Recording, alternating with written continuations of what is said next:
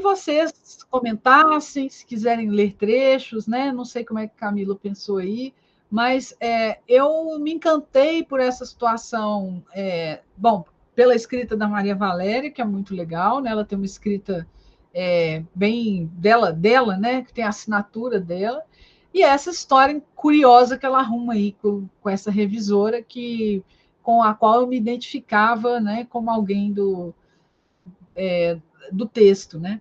A Luísa está falando assim como a Alice é Cordeiro e Lobo, não me parece coincidência que o nome do Rabino seja Kafka, né?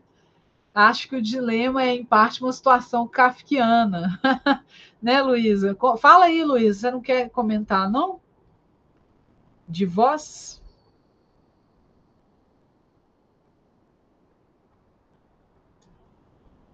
Não, não estamos te ouvindo. Não sei se você está... O microfone é que está fechado aqui, aparentemente. Agora? Sim. Sim. Boa tarde a todos, um prazer estar com vocês. Sim, eu acho que os nomes com que a autora joga não são coincidência, porque, por exemplo, o único momento em que Alicia é cordeiro e é lobo é no momento que ela decide não plagiar. Sim. É o único momento em que os dois, lobo e cordeiro, estão juntos. E se não me lembro mal, hacia o final a dedicatória é para Alicia Lobo, não para Cordeiro. Isso Sim, sim. é como que uma parte dela, ao final, o Lobo ganha um pouco a batalha. Um pouco. Um pouquinho ela ganha a batalha do Cordeiro. Claro, a Cordeiro não é criminoso, mas também não está bem. Porque isso não foi escrito por autora, não? Sim. E o Rabino, que tem aí um rol que não está muito claro, não? Eu acho que é parte dessa mesma confusão em que ela entra e faz-me recordar muito a situação kafkiana, não? Em que o protagonista é parte de um dilema ou de uma situação absurda que não entendemos por que está aí, por que foi que está sucedendo o que está acontecendo, quais são as forças que provocam isso. Por exemplo, como pode ser possível que um elevador não esteja funcionando durante dias e meses e tudo isso que provoca uma situação absurda, que esta pessoa não possa subir e baixar e dependa de outra que está no mesmo andar? Isso é uma situação absurda, que não tem explicação no conto. E assim é como que estamos entrando em uma situação, por exemplo, ¿por que ela tem um dilema? Porque decide abrir um gabinete que não tem por que abrir isso, não? Porque isso é uma situação de abuso de confiança. Se eu estou a ajudar alguém, não vou abrir o gabinete a ver o que tem aí. Bom, então, ela descobre isso. Depois leva para casa. Outra situação absurda. Por que vai levar para casa uma coisa para ler? Por que coloca depois em forma intacta esse manuscrito? Então, há uma situação detrás de outra que realmente não entendemos por quê, porque não está também não em sua natureza. Não está na natureza da Alicia fazer isso. Por que está a fazer e entra em um dilema contra si mesma? É uma situação, eu acho que tem um pouco de kafkiana. E em um momento, bom, e outra coisa, o Rabino parece que não está claro por que está aí. Outra coisa que está librado à imaginação de se é uma pessoa que ajuda a dona de casa com dinheiro, se ajuda lá com, não sei, com uma ajuda espiritual, o que coisa é. O libro chama-se Transhumancia, finalmente, como que uno poderia pensar, bom, talvez tenha de ver que ella fugiu de Checoslovaquia e está aí, então por isso é uma persecução. E o Rabino solidariza-se também porque forma parte dessa mesma história, não? Mas não está claro, que papel joga, mas que e ainda disso, chama-se Kafka, então eu digo, pode ser que tenha de ver com esta situação de um dilema kafkiano, de uma situação absurda. Luísa, você fala de qual país? De Argentina. Argentina. Essa coisa dos elevadores, para mim, são muito comuns. Porque eu acho possível a precariedade das coisas no Brasil pode chegar a isso. Eu vou te dizer que aqui em Minas Gerais, no estado onde eu estou, a capital a minha cidade é a capital, né? Belo Horizonte. E nós temos aqui um lugar que é o centro administrativo do estado, que são prédios e, enfim, é uma área chamada cidade administrativa, é uma área imensa, com prédios imensos, monumentais, que estão há meses sem elevador. Se você pesquisar no Google o problema dos elevadores da cidade administrativa em Minas Gerais, é um problema de corrupção, é um problema de defeitos e falta de manutenção nos elevadores, e os prédios são imensos e as pessoas não podem subir e descer. É kafkiano, mas é real. Então, assim, eu acho que aqui no Brasil acontecem coisas kafkianas.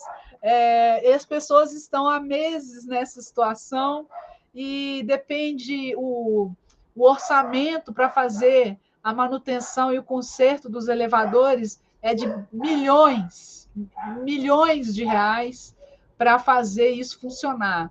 Então, é uma coisa que passa nos jornais, por exemplo. Então, quando você falou, eu lembrei da situação kafkiana, mas é grave porque não é um prédio pequeno, residencial, né? É simplesmente a cidade administrativa do nosso, eu acho que na Argentina vocês chamam de províncias, né? Aqui nós chamamos de estados, né? As partes do país, né? A província de Minas Gerais é uma província grande, assim, né? Rica, e a cidade administrativa está nessa situação kafkiana. Muita gente, são mais de 15 mil servidores públicos, funcionários. E essas pessoas, muitas estão em trabalho remoto, porque é a única solução, porque às vezes tem que subir muitos andares de escada, né? Então, isso nem no conto da Maria Valéria, isso nem me soa muito muito distante. Problemas com pagamento de...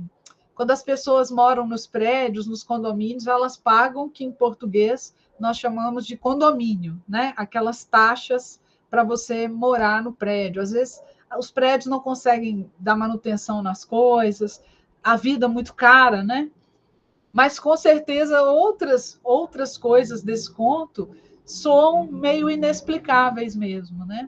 Uma pessoa que invade a privacidade da outra, né, que vai olhar esse tal desse manuscrito numa gaveta, embora eu também não ache isso muito difícil, eu acho que minha visão é kafkiana né, dessas coisas.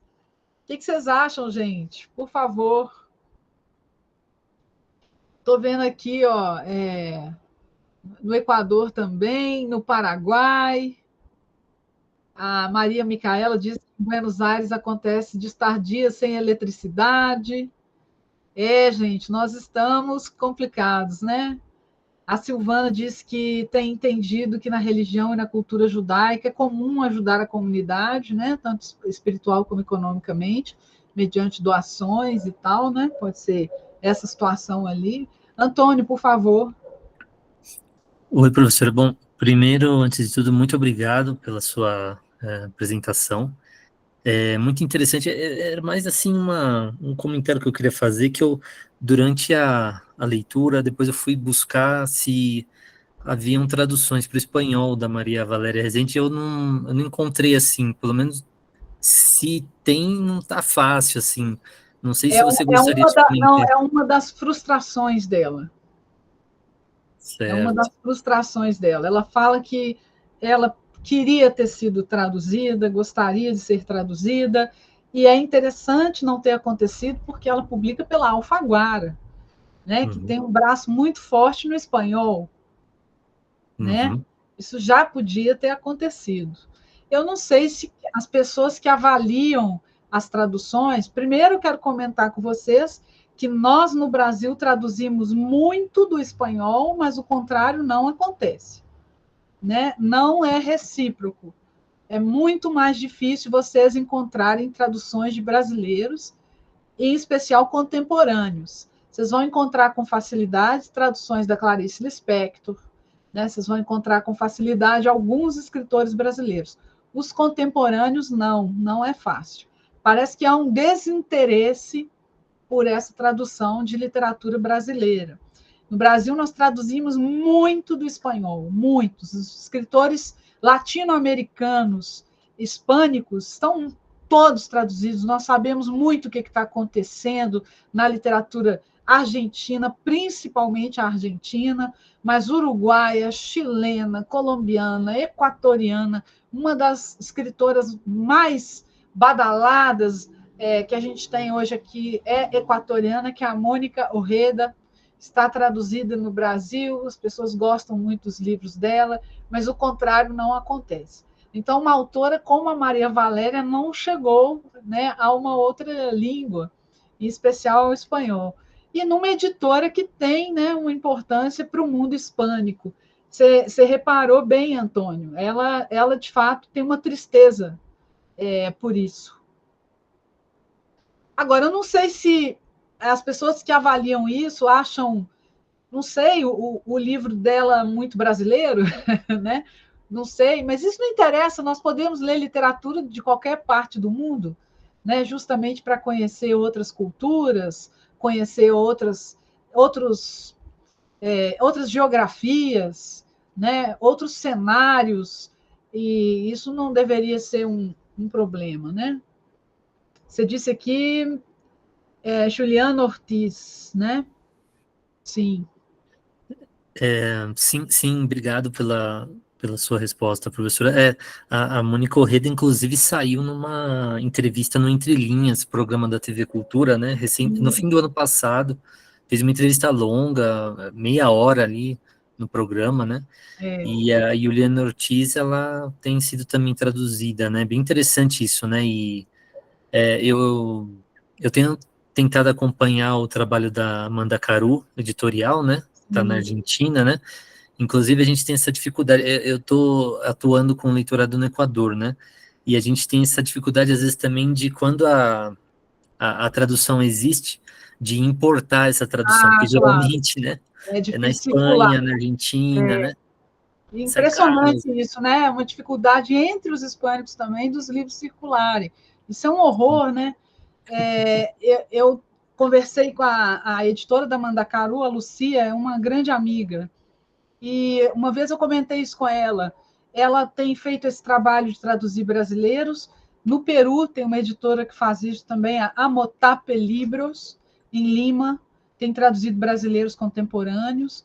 Mas eu comentei com a Lucia que, às vezes, o que o editor argentino, chileno, colombiano, ele consegue enxergar no Brasil é o escritor da grande editora.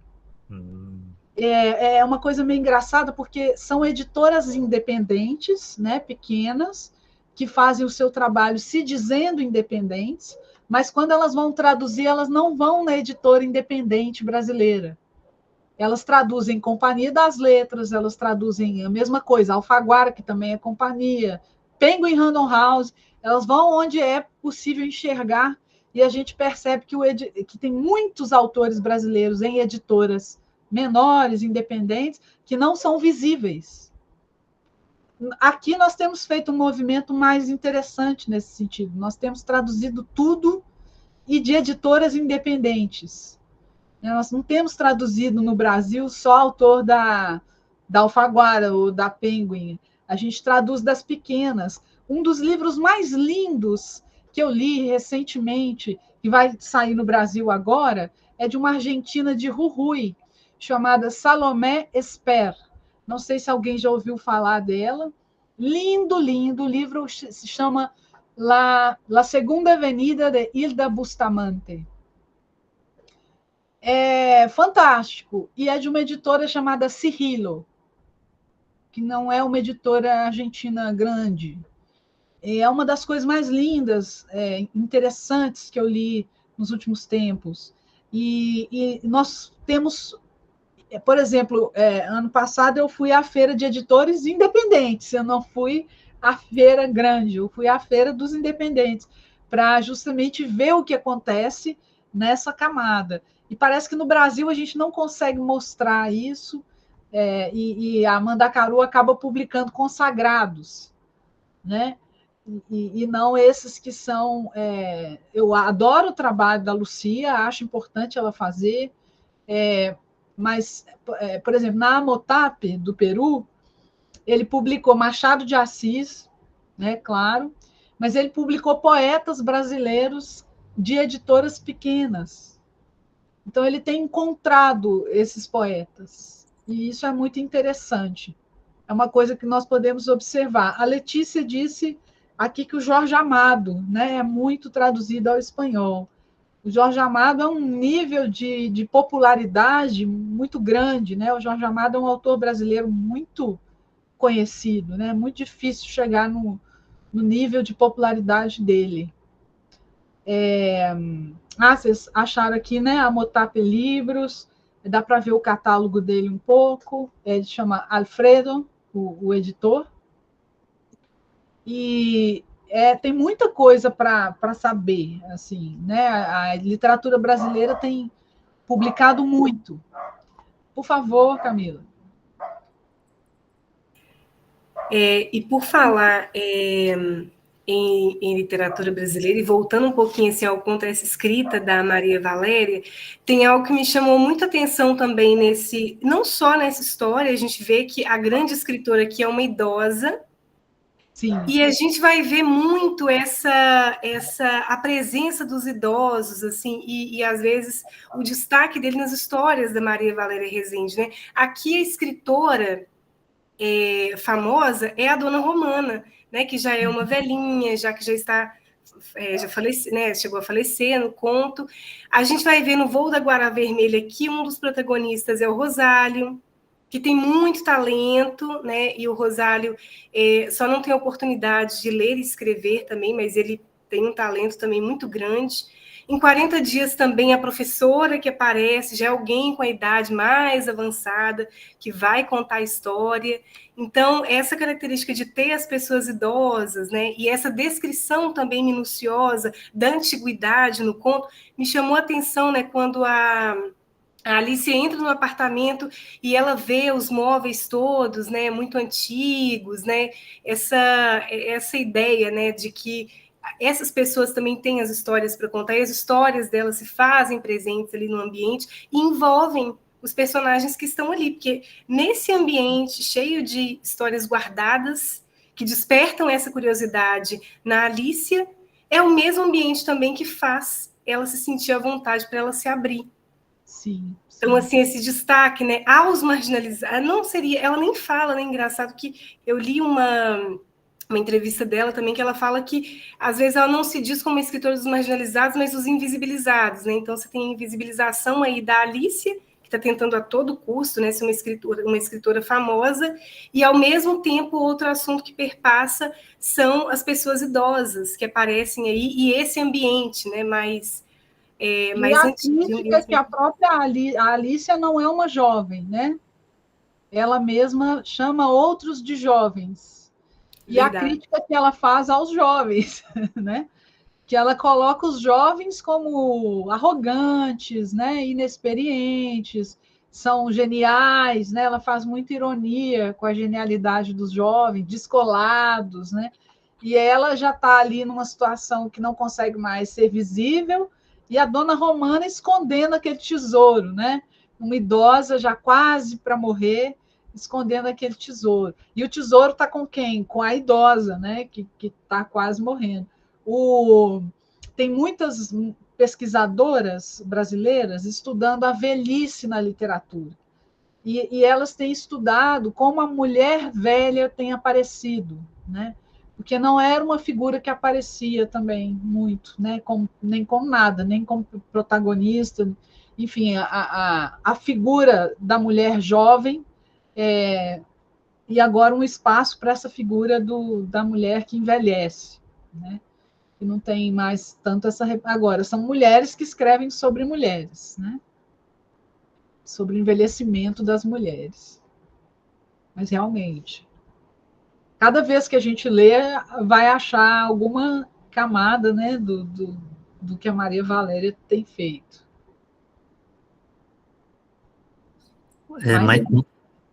Desculpa, professora. Só queria convidar as participantes para que expressem inquietudes, dúvidas.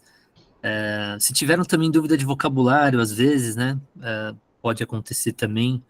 Eu vi que a Camila tinha feito um comentário sobre isso, lá em cima na conversa.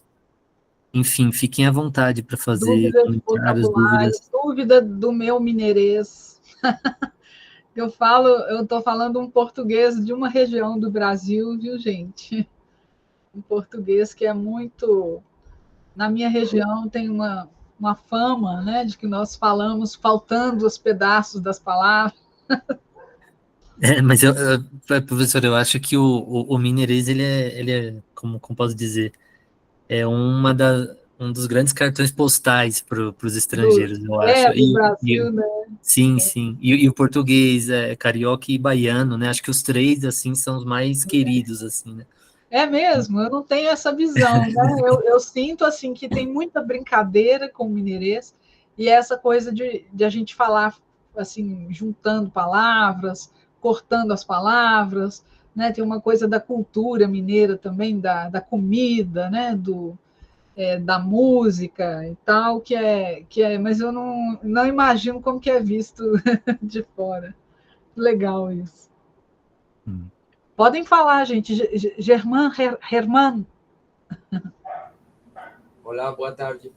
Boa tarde. Muito obrigado. Eu queria falar um pouquinho do dilema, porque quando uma pessoa tem um sonho, né, na vida, e de repente tem a oportunidade na mão, e pelo menos por um pequeno instante de experimentar a glória, esse poder que dá, essa decisão, né, está na sua mão.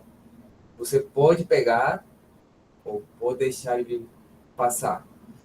Então, acho que ela não resistiu essa vontade de acariciar, né, esse sucesso que ela estava esperando um dia, né, para bater a porta.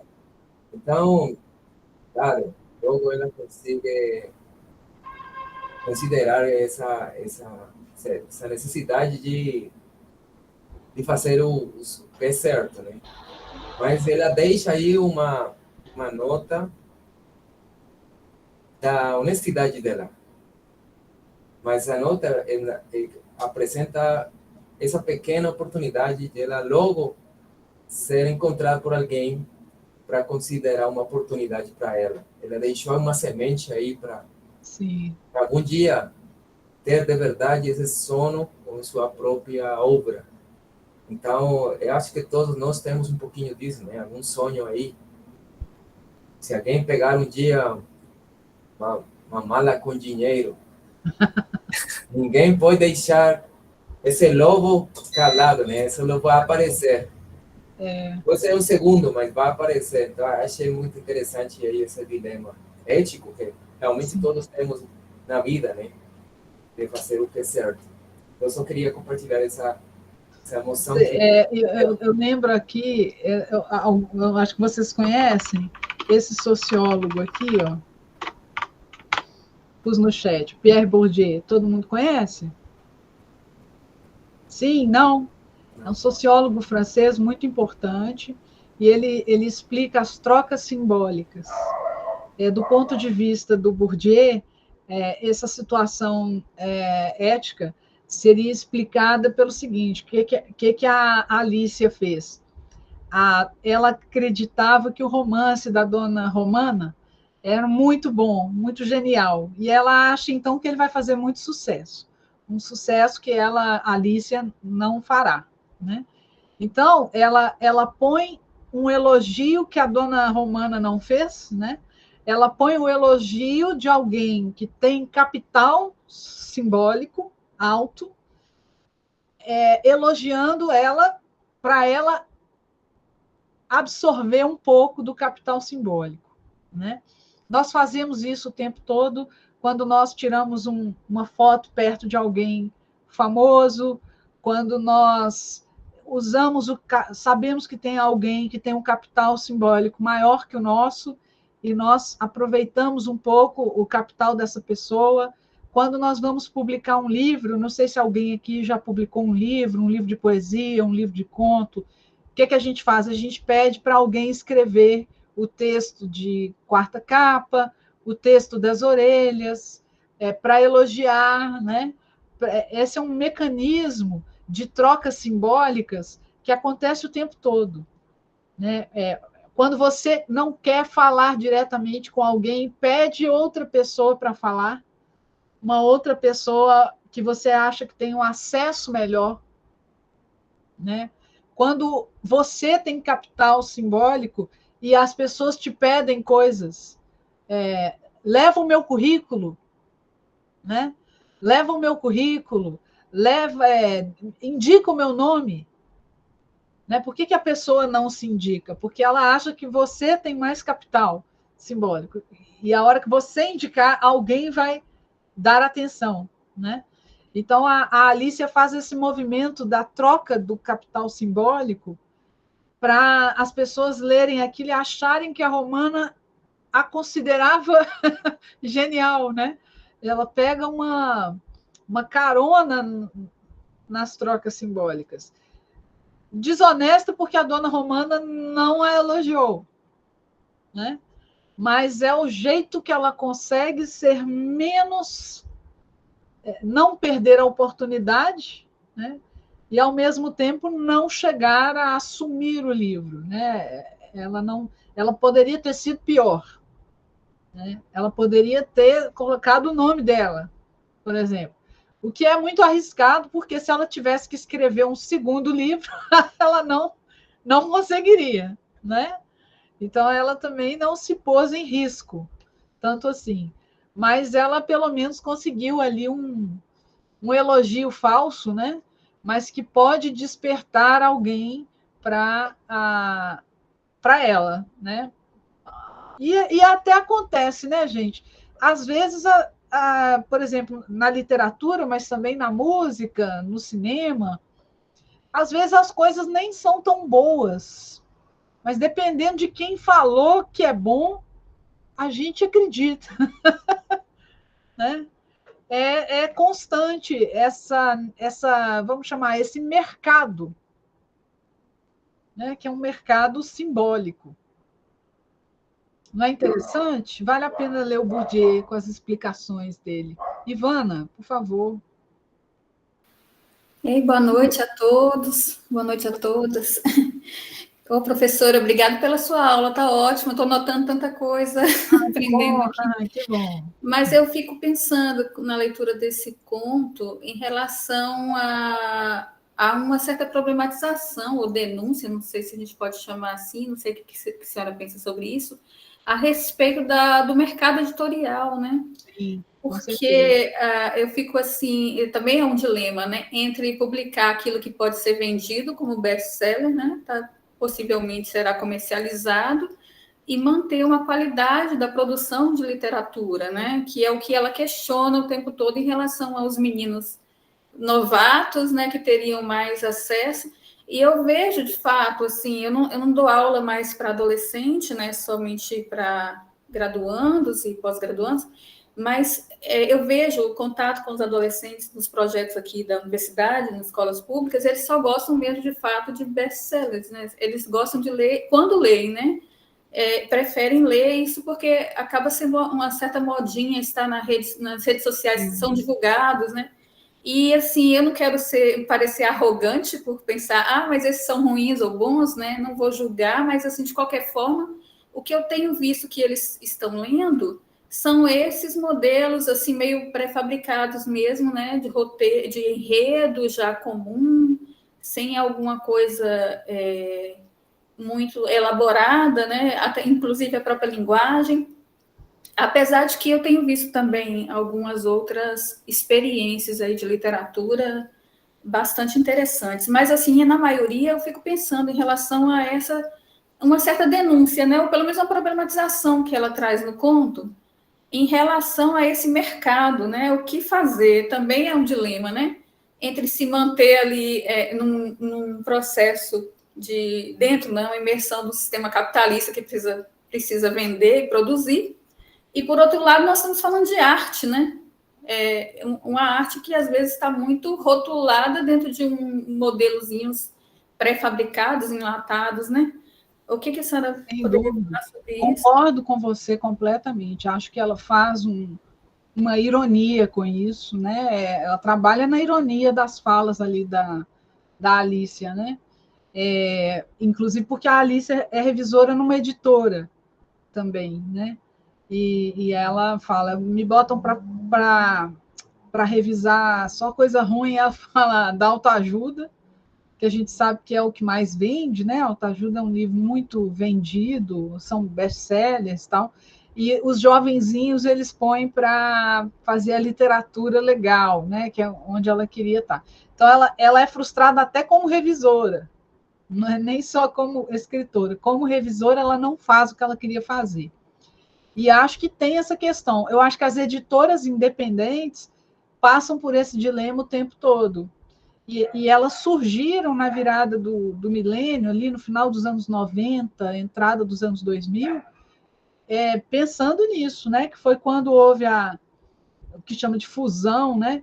As editoras multinacionais compraram quase tudo, por exemplo, aqui na América Latina, né? Compraram os grupos de mídia internacionais, compraram quase tudo.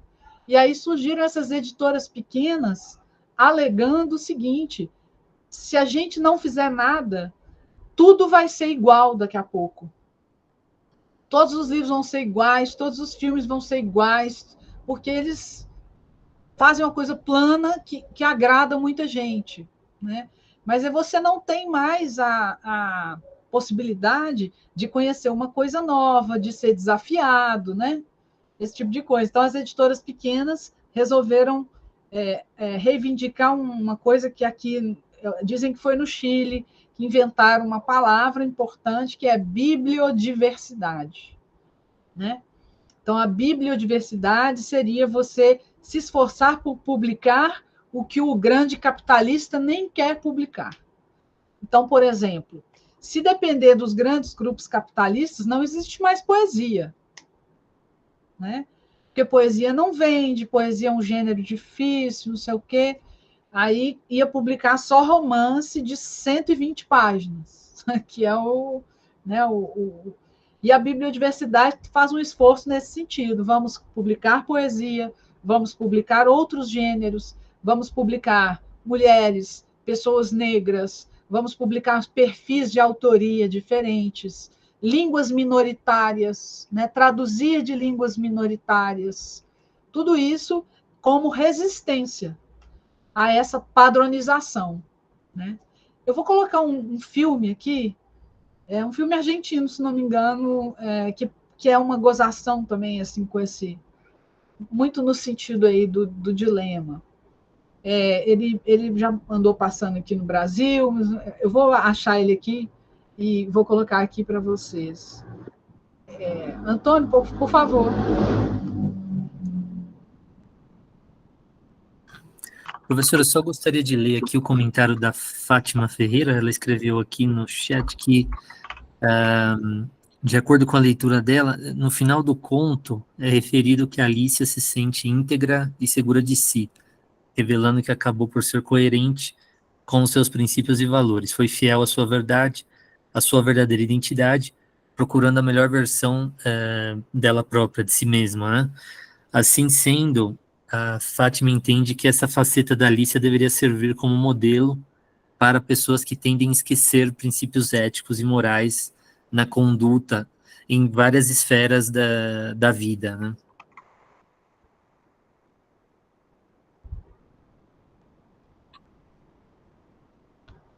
Podem comentar, gente. Sim, acho que dialoga bastante com o que o Herman também mencionou, né? Sim. Acho que é o centro do conto mesmo, e, enfim, estamos abertos a mais comentários, pessoal. Eu vou colocar no chat aqui para vocês, são 2 filmes argentinos, os dois, O Cidadão Ilustre e Minha Obra-Prima. Eu vou pôr uma matéria sobre eles aqui em português, para vocês lerem como é que eles saíram divulgados aqui no Brasil. E o que eu pensei foi o Minha Obra-Prima. Minha Obra-Prima é um cara que decide fingir de morto para ficar famoso. Porque essa é uma das questões. As pessoas morrem e aí elas ficam famosas, né? Se morrer jovem, melhor ainda. Porque aí a pessoa morre e vende muito livro, vende muito, né? E então é uma crítica a isso, que as pessoas não são reconhecidas em vida e eles fazem uma comédia ótima, é muito bom. Ele é um artista plástico, ele pinta e tal, e aí ele não faz sucesso, ele já está esquecido, ninguém mais dá bola para ele. E aí um amigo dele dá a ideia, vamos fingir que você morreu? E ele vai embora ele vai para uma casa isolada em Jujuy, na Argentina, onde ninguém encontra ele. E aí ele fica famosíssimo, riquíssimo, as obras dele aumentam muito de valor, e é uma crítica a isso, né? E o outro é o Cidadão Ilustre, um escritor argentino do interior, que ganha um prêmio como se fosse o Nobel. Ele é indicado ao Nobel, mas ele tem uma reação a esse prêmio, ele fica meio revoltado, e aí ele resolve voltar à cidade dele, na Argentina, e acontecem muitas coisas com ele. Ele morava na Espanha, ele já tinha ido morar na Espanha, e ele resolve voltar para a Argentina. São 2 filmes muito interessantes para essa crítica dessas trocas do capitalismo com as artes, né? O livro do Bourdieu, inclusive, é um livro que se chama As Regras da Arte. É justamente sobre esse assunto, né? Ele fala mais das artes em geral e menos da literatura, mas a literatura pode também servir de cenário, né, para essa discussão. São 2 filmes muito interessantes. Rosane, por favor.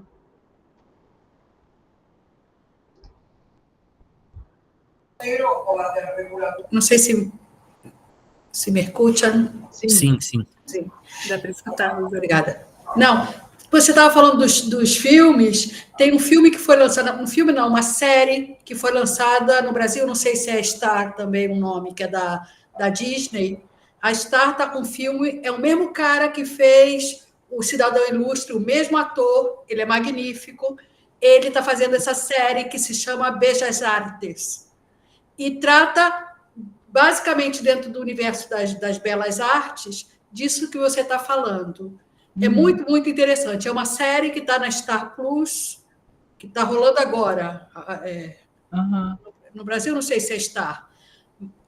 Eu acho que eu acho que ficou Star. Não sei. Aqui se chama Star Plus, e é muito, muito interessante, porque são episódios curtinhos, 20, 30 minutos no máximo, e com várias situações desse tipo que você comenta, né? na Belas Artes. Assistam, que vale a pena. Oscar Martínez é um ator maravilhoso, né? Eu gosto muito dele. Então, vale a pena assistir. É isso. Obrigada, Rosane. Valéria, por favor. Boa noite, como vai? Eu queria perguntar, pelo tema do título do livro, O Modo de Apanhar Pássaros à Mão, se tinha alguma relação, talvez, com esse conto, ou com outros contos, talvez, mais da autora. Com outros. Eu não me lembro se ele é... Eu não me lembro se ele é o título de um conto, de outro conto, mas não diretamente com esse do dilema. Há outros contos mais poéticos, de outro tipo no livro. Tem um conto no livro que se chama Modo de Apanhar Pássaros com a Mão. Modo de Apanhar Pássaros, Tá, não, porque eu estava como procurando alguma relação, não encontrava assim tão clara, e digo, talvez deve ser por outro conto. Os livros de contos, os livros de crônicas e os livros de poemas, que são esses gêneros que juntam muitos, geralmente dão títulos assim, escolhendo um dos textos para ter o título. É bem comum esse jeito de intitular, né? Por favor.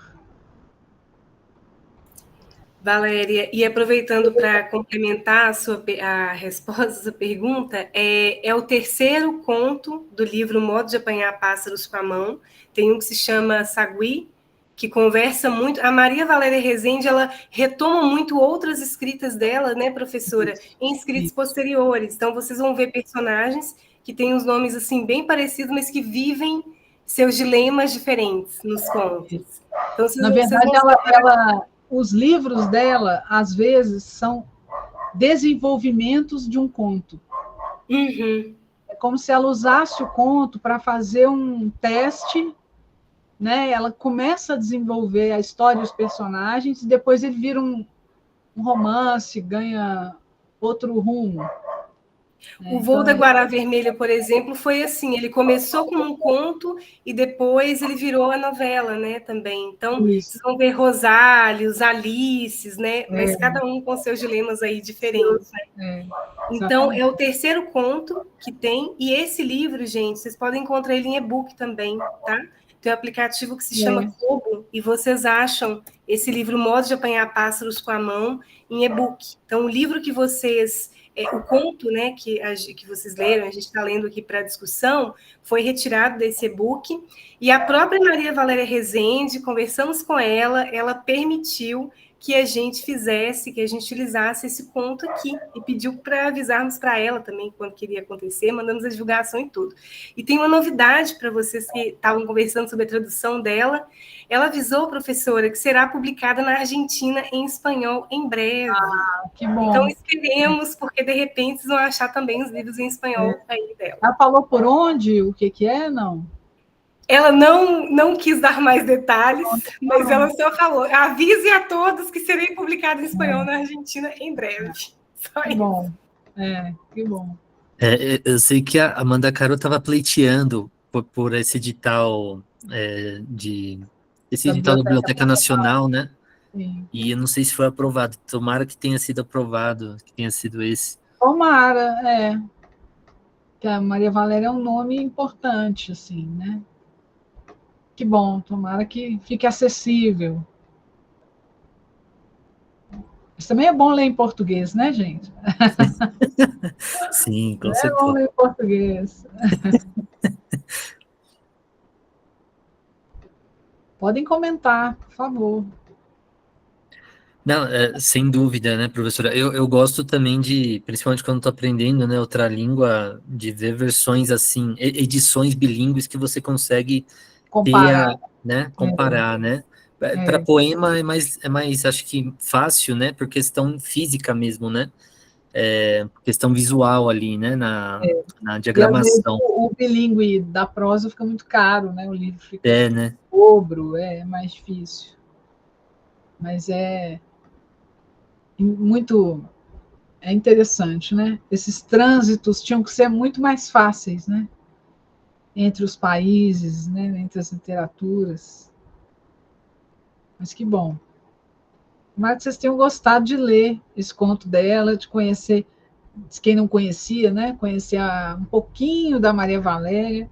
vale a pena ler também os romances, né? Os romances. Eu gosto muito do Outros Cantos, eu acho que é dos que eu mais gosto. Eu acho Outros Cantos muito... Não sei se é porque eu sou professora, eu gostei né? Tem aquela professora impressionante ali. Obrigada, Luísa. Alguma observação, gente? Mais alguém queira comentar pelo chat também, que queira comentar pelo microfone, tá aí aberto para vocês. Eu vou fazer um comentário aqui como leitora mesmo.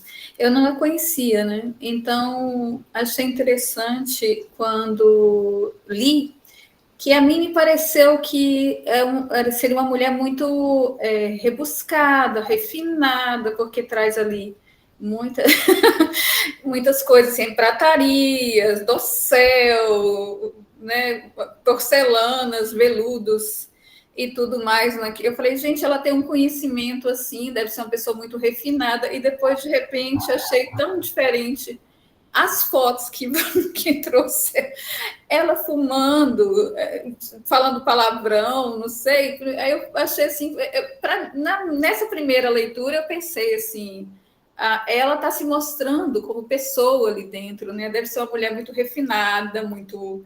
até um pouco assim, um pouco elitizada, assim, a estrutura do texto dela.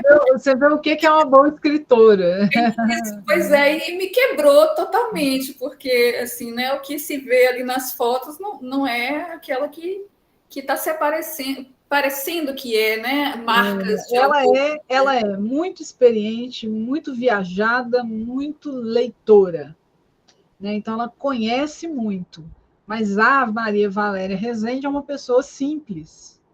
Ela se veste com simplicidade, ela mora numa casa simples, ela fala como todos nós, né? Então não tem nada a ver, né, com essa expectativa. Pois é, quebrou todo o que eu tinha feito de construção da imagem de uma autora, né, na cabeça, porque às vezes me pareceu um pouco, por exemplo, outra escritora aí de Minas, né? Eu também sou de Minas, eu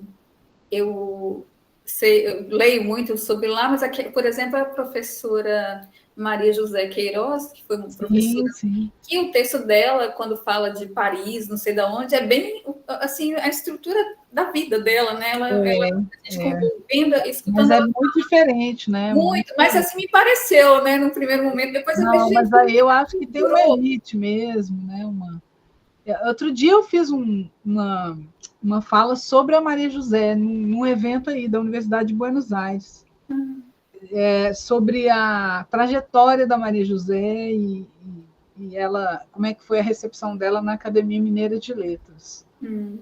Mas eu acho que é uma vida muito diferente da vida da Maria Valéria. Mas eu estou dizendo que como tinha essa experiência de ler Maria José e escutar ela falando sobre Paris, não sei o que, essas coisas todas, e aí eu falei, poxa, ela também é assim, nesse estilo. Depois você me apresenta uma pessoa que fuma, que fala palavrão. Que já falou, né? Nada disso, né? Nada diferente.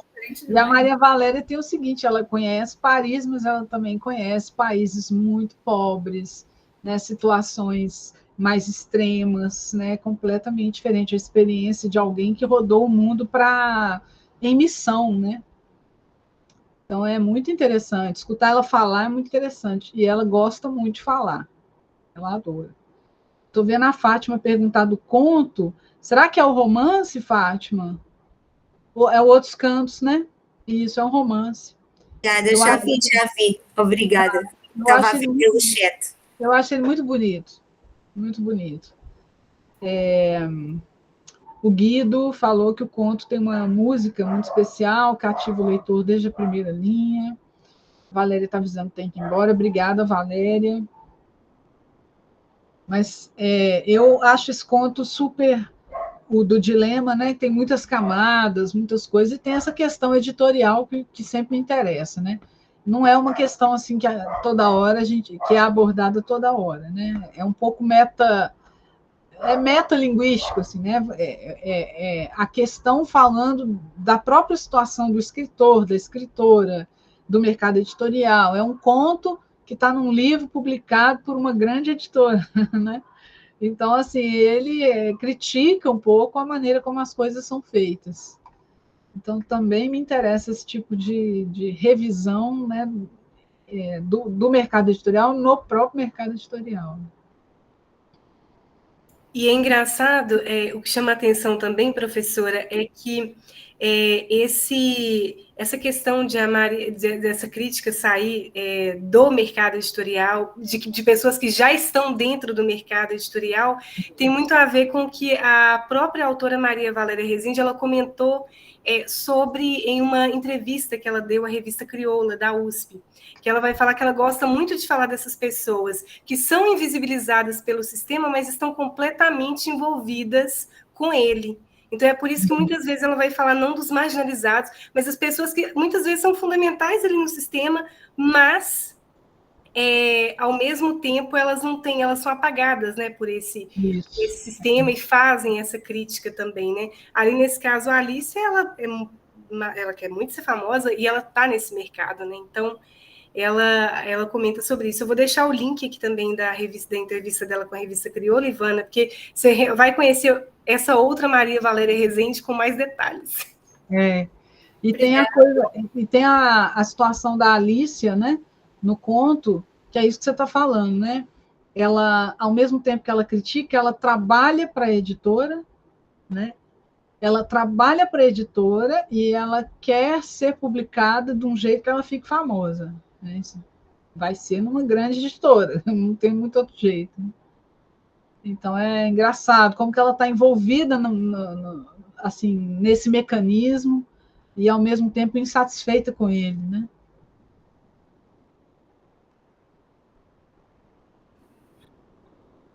O que mais, gente?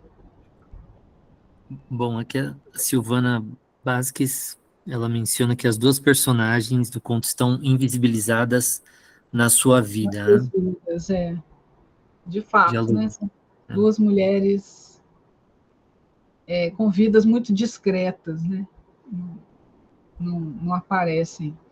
Isso é uma coisa também que tem sido muito estudada, né? A representação das mulheres, né?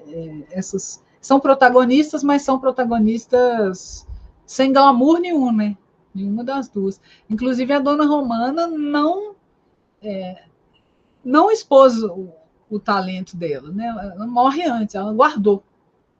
Sabe lá por quê, né? Por que ela não foi uma grande escritora, né? Ou foi em outro lugar e a gente não sabe, né? Sim, muito bom. Eu queria aproveitar que a gente está com um público grande e agradecer vocês pela participação hoje. A gente está tendo uma média aí de 45 pessoas até o final do encontro. Muito obrigado, pessoal. E acho que também a professora chamou muita gente ali. Eu estou dizendo assim, metaforicamente, né? Eu espalhei, mas eu espalhei. Não, eu acho que o fato de ter sido você, professora, também atraiu o pessoal também. Que bom. Né? Que bom, sim, é um privilégio também poder ter você conosco, professora. Muito obrigado. E aproveitar para agradecer vocês e também pedir para que vocês repassem, divulguem os próximos encontros também, né? Que nós vamos ter pelo menos até agosto, nós temos mais encontros programados. E eu ajudo, no que eu puder, por favor, me marquem para eu também ajudar a divulgar esses encontros, que eu acho o trabalho de vocês fantástico. Obrigado, professora. Obrigado, igualmente. Estou vendo um monte de mãozinha, coraçãozinho. Sim. Considerações finais, pessoal, comentários finais, perguntas, dúvidas, inquietudes. Fiquem à vontade, gente. Eu quero agradecer o convite, agradecer o convite importante, simpático. A gente conversou muito, né, nesse tempo aí para ver como é que faria, o que seria. Eu adorei falar, eu gosto muito de falar da Maria Valéria, sou uma admiradora dela, do trabalho dela. Conheci a Maria Valéria escritora, né, assim, porque gosto da literatura dela. Então, é importante, eu acho, a gente falar do Brasil e mostrar essas riquezas que a nossa cultura, as nossas artes têm nos dias de hoje, né? O que tem acontecido hoje, do que a literatura brasileira tem falado hoje, né? O que ela tem mostrado das pessoas, do Brasil e tal.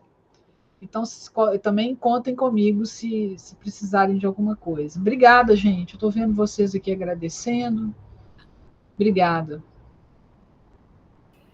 Bom, gente, também quero agradecer a presença de todo mundo, né, de vocês aqui, da professora também, por ter tido essa abertura de conversar com a gente, de compartilhar a experiência dela e fazer essas conexões, né, da experiência que ela tem como editora, né, como professora também nessa parte de edição, com esse conto. Foi super acertado, né, acho que foi um encontro maravilhoso, não só um encontro aqui, gente, mas acho que um encontro de ideias, né? Minha intenção de chamar um conto da Maria Valéria Rezende, a intenção da professora de escolher o conto-lema para a gente poder divulgar uma escritora que ainda é pouco conhecida, né, por muitas pessoas, né, em vários países que estão nos assistindo. Então, acho que o encontro de hoje ele foi a culminância de vários encontros maravilhosos que a gente fez até esse momento, né, dialogando para preparar esse momento. Então, queria agradecer a professora, a todos os colegas dos leitorados também no Equador, no Paraguai, no Uruguai, na Bolívia, né, que conjuntamente desenvolvem o projeto Encontros Entre Contos, e dizer que contamos com as presenças de vocês nos próximos momentos também, que a gente vai ter aí até agosto. Obrigada. Gente, obrigada aos leitores todos, viu? Quando eu estiver passando por algum desses lugares aí, eu vou avisar. Ah, com certeza. Pode vir que a gente recebe aqui, professora. Será muito bem-vinda. Eu sei que eu adoro, eu devo ir a Lima, não sei se tem alguém de Lima aqui. Era a Rafaela saiu de lá, já voltou para o Brasil, né? Mas eu devo ir a Lima esse ano e a Buenos Aires, provavelmente. Então, se pudesse cruzar pessoalmente, né, a gente vai ser ótimo também. E se vierem ao Brasil ou a Belo Horizonte, todos, viu, gente? Não só os leitores, todas as pessoas, avisem, porque aqui vocês têm que comer pão de queijo. Tá? Isso aí, pessoal. Muito obrigado. Obrigada, gente. Até a próxima. Ficamos por aqui, então. Até a próxima, gente. Valeu. Obrigada, Antônio. Obrigado a você, professora.